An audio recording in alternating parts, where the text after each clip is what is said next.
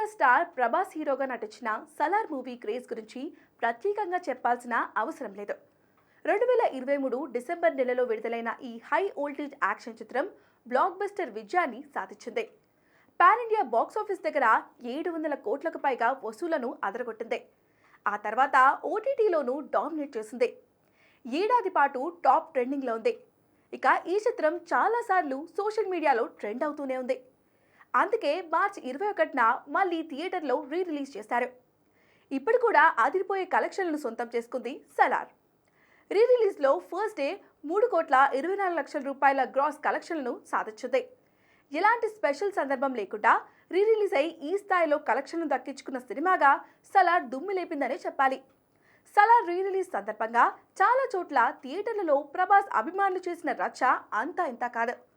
సినిమాలోని సీన్లను అనుసరిస్తూ థియేటర్లో యాక్షన్ డ్రామా కూడా రీక్రియేట్ చేశారు.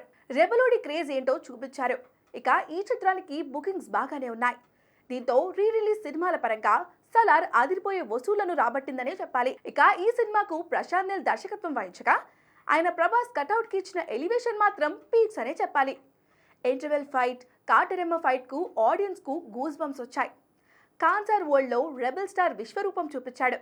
ఇప్పుడు రిలీజ్ లోనూ అదరగొట్టేస్తున్నాడు.